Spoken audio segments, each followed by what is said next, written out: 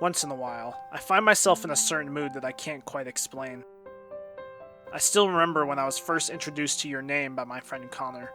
I was working my desk job one lazy Saturday in 2017. Everyone else had gone off to watch the football game, so it was just me sitting at the desk. I can remember being engrossed in the story of these two characters who were connected by fate. The backgrounds, the animations, the colors, the wistful tone of the music, the immense sense of nostalgia that washed over me that day in November. It's been a little more than a year and 5 months since I first watched Weathering with You. I saw the movie in January 2020, when COVID-19, the pandemic, and quarantine seemed like an impossibility. For full disclosure, I really enjoy romance. Songs, stories, movies, shows, really whatever catches my interest. It's probably one of the parts of myself that I've most often felt embarrassed admitting to others, ever since I was a freshman in high school. And yet, here I am openly admitting it to the internet. How times have changed. I think there is something about romance that touches the deepest part of us as human beings, down to our very core. We have thousands of years of stories via various mediums such as stories passed down verbally, movies, TV shows, books, with an ever-burgeoning exploration of the topic in our current day and age. Romance, when done properly, explores the most vulnerable and terrifying parts of our humanity, especially in our inadequacies. I quite like the English title chosen for the film, though the Japanese kanji is literally translated to Child of Weather. There's something that I love about the English title, Weathering with You. If we discuss the geological definition, it means the various mechanical and chemical processes that cause exposed rock to decompose, taken from dictionary.com. But with further observation, the word weathering is often used as a synonym for words such as withstand, overcome, survive, and resist. If I had to be honest, I actually didn't enjoy the film as much as I had hoped for on my first viewing. I watched Your Name a few days beforehand with my friends to prepare for Weathering with You, and all I could think about were the similarities. A supernatural chance encounter, a blossoming romantic relationship, several insert songs, a nostalgic and wistful soundtrack that sent shivers down my spine, and this ever-prevalent feeling in myself and the main characters that there was something missing from our lives. That we were searching for something, or someone. And yet, something struck me about Weathering with You, even more so than Your Name. If it wasn't already apparent from the videos I make, I love any medium that makes me reflect or think deeply about myself, the people in my life, and the things that I enjoy. Whether that's in meaningful lyrics, an underappreciated quote, or an emotional scene in a movie, I find myself thinking back to those moments again and again. Whenever I see rain nowadays, I always think back to Weathering with You. On subsequent viewings, I actually prefer Weathering with You to Your Name. I think there are certainly things that Your Name does better, but I felt that Weathering with You explored provocative ideas that resonated with me on a deeply personal level. Now, are there problems with Weathering with You? Absolutely. To name a few, a lack of context for why Hodoka runs away to begin with, the strange subplot with the guns, the fact that Hodoka seemingly fails to respect Hina's choice to sacrifice herself, Nagi essentially showing up out of nowhere to tackle the old police officer, the fact that the time skip felt very abrupt towards the end of the movie. However, those problems didn't diminish the reflections that I've pondered over the last few months. As a director, Shinkai's works have similar themes.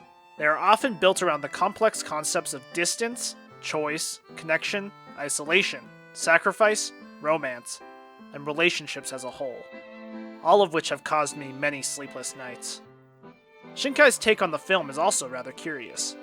When interviewed for Weathering with You, Shinkai noted that the main character makes a decision deemed shocking for some. I want to know how American audiences feel about it. Shinkai continued, stating that he knew some people would like it, but that many people would say it's unforgivable. He seemed fully aware of the controversy surrounding the movie, and despite that, he said he wanted to show the main character shouting what he thinks is most important to him, without hesitation. When anyone tries to tell a story, much of it is trying to find the perfect balance between one's personal ambition and the responsibilities of telling a coherent story. If one moves to appease the audience at every whim, then it might be wholly unsatisfying for the storyteller, and even eventually for the audience. On the other hand, if one pursues their own personal drive without any consideration for the opinions of the audience, then it feels selfishly indulgent. Not to mention the backlash of a disgruntled audience. I think Shinkai tried to balance this particular challenge in the shadow of the overwhelming success of Your Name. And while opinions may vary, I do think he succeeded. Adolescence is a very difficult time. I remember when I heard from some random adult that high school was one of the best times in his life. And I remember reflecting that day. If high school was supposed to be one of the best moments of my life, then what highlights did I have left in my existence?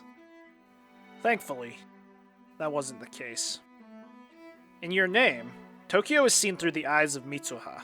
She sees excitement, adventure, and magic within the city as she curiously wanders the streets and eagerly devours desserts. Tokyo is seen as a sleek, warm, inviting, and wondrous place, especially in its colors. The pair are also supported by good friends, regardless of which life they are living. That isn't the case in Weathering with You. Hodoka is immediately taken advantage of. Sure, Suga-san saves his life, but then proceeds to scrounge off of Hodoka. He is virtually ignored by every adult, and eventually finds himself sitting alone by a trash can in a merciless downpour. Tokyo is ruthless and ominous, and the visuals do a great job of presenting colors that create a very unwelcoming feeling. No one shows him that kindness that Mitsuha and Taki already have in Your Name. That is, of course, until he meets Hina. There's something about that particular scene for me. After having endured the harsh atmosphere of Tokyo, someone finally reaches out to him. Indeed, after all 16 years of Hodoka's life, the Big Mac Hina gives to him is the most delicious dinner he's ever had. The taste of kindness, after all, is something that can't be beat. And when I think about the moments where I've experienced the taste of kindness, they all have to do with the people who changed my life, the people who I consider to be my closest friends. I attended college out of state, and so I was awkward and alone for a good portion of my first year. I thought about transferring a couple times, and there were some really difficult moments of immense loneliness where I felt forsaken and forgotten. I've always been an extremely introverted person, and I quickly realized that I never actually learned how to make friends growing up, since I had lived in the same state, same house, and attended the same schools for my entire life up to that point. I found myself longing for the taste of kindness. I've always thought that the cliche greetings of, "Hey, let's hang out sometime," and "How are you?" to be artificial. It seemed like everyone who said things like that to me in college and high school said it because it was a social norm. It was the polite thing to do, after all. I knew they didn't really want to hang out with me, or actually hear how I was doing. How would they react if I were to have said, "I'm doing terribly and struggling a lot. I'm actually thinking about transferring, so thanks for asking." And then there was Connor. Connor was my freshman year RA, meaning resident assistant, and I suppose to a certain degree I felt like he was initially obligated to be my friend, because it was sort of his job to be a campus resource and mentor. At times, I certainly felt a little odd about it, because I wanted something genuine. I didn't want a relationship built on obligation. But looking back on it, I wouldn't have had anyone else as my RA. I couldn't imagine that our friendship would become what it is now, based off of our initial introduction all those years ago. Connor was precisely the friend for that time in my life where I felt profoundly alone, struggling to keep my head afloat despite my success in academics.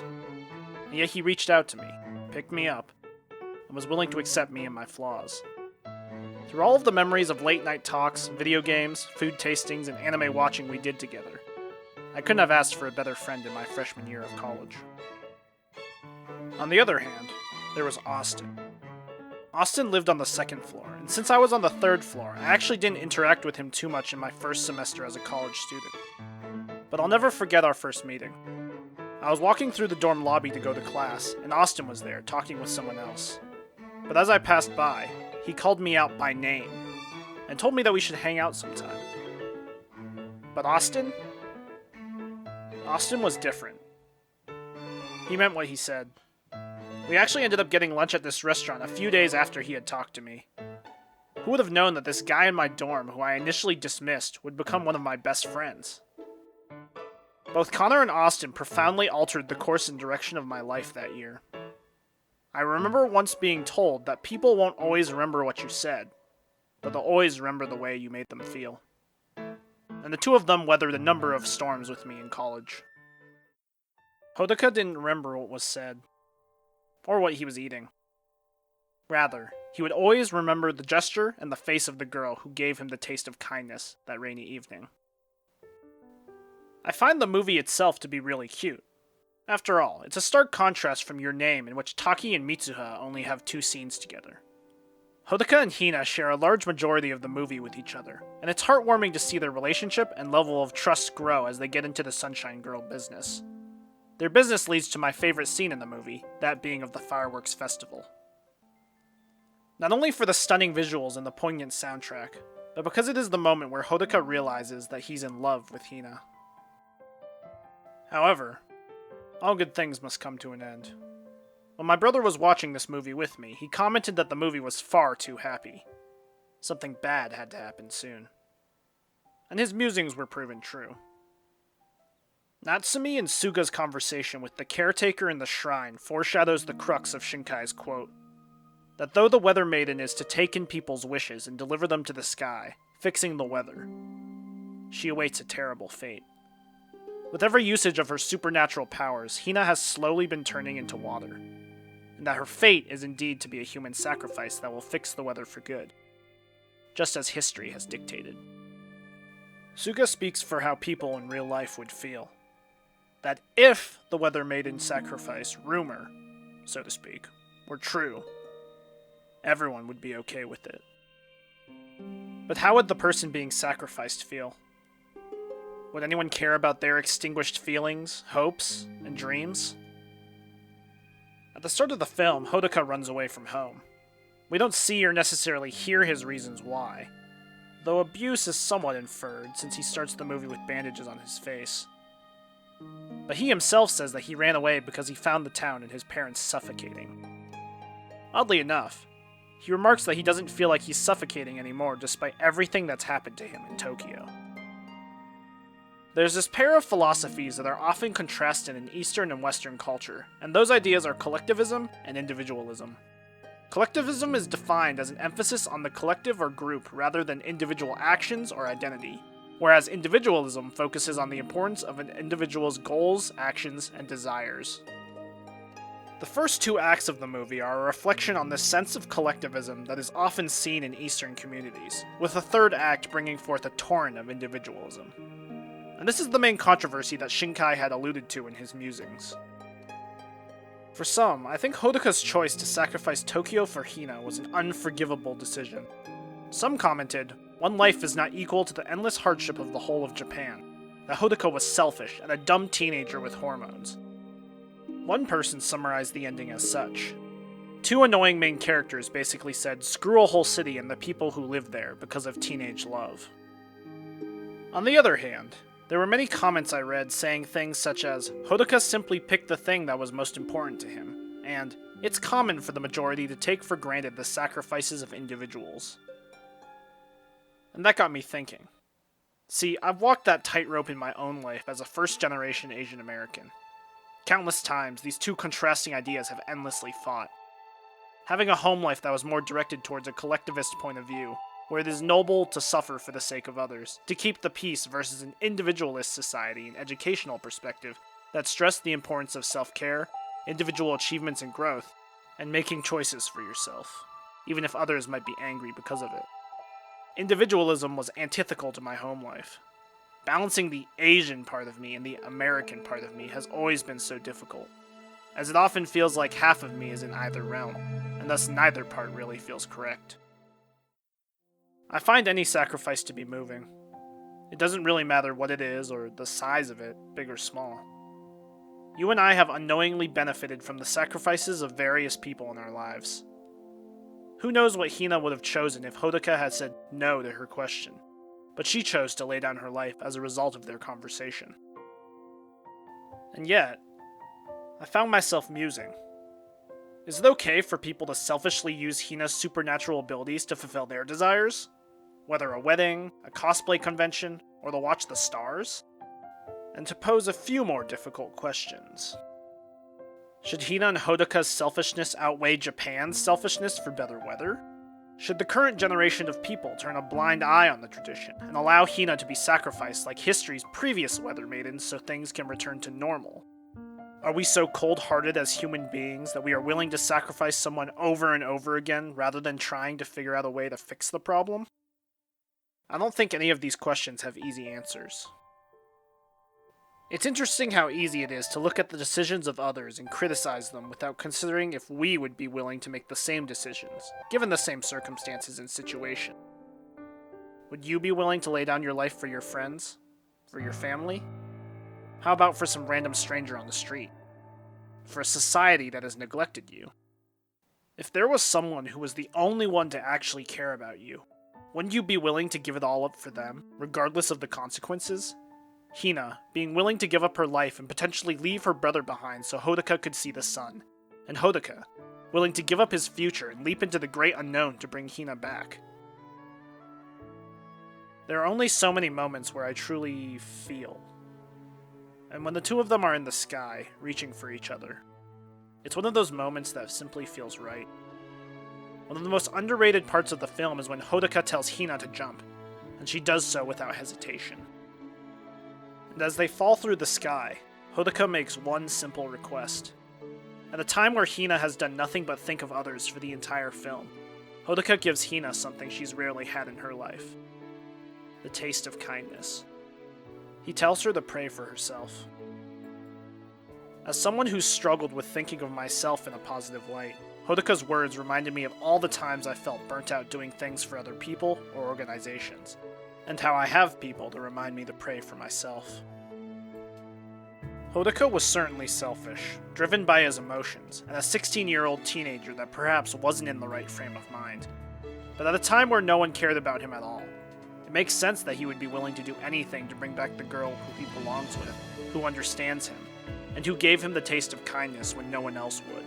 The time skip seems to give him that perspective, that he's made his choice, and he's willing to accept the consequences of never seeing the sun again, if it means he'll be with her again. My brother observed that Hodoka was also sacrificing something, that when this ordeal comes to a close, there's no telling what might happen with his parents and the police. He's sacrificing the potential of his future. For her. There's a very fine line to walk between being selfless and selfish, and weathering with you reminded me of the many struggles I've had. How I've longed my whole life to have people tell me, I'll weather this storm with you, and we'll be alright. The insert song at the end of the movie, titled We'll Be Alright, details Hodoka's journey with Hina, that he's the only one who can see how the world rests upon her tiny shoulders, and yet she's the one concerned for him. He's seen the burdens that she's been carrying, and that he's willing to weather those burdens with her. The burdens we carry on a day-to-day basis are heavy. I think a lot of us are just wishing for someone to ask us, are you alright? And not just alright in the sense that one is in a good mood for the day, but an alright that means inner peace. That one can finally begin to pray for themselves. I know that one day, you'll experience that taste of kindness and pass it on to someone else in desperate need of it. And on that day, you'll be able to confidently tell yourself and them that things are going to be alright.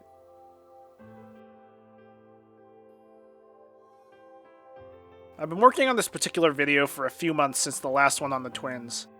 Thought I'd shake it up a little and talk about a non-haiku topic.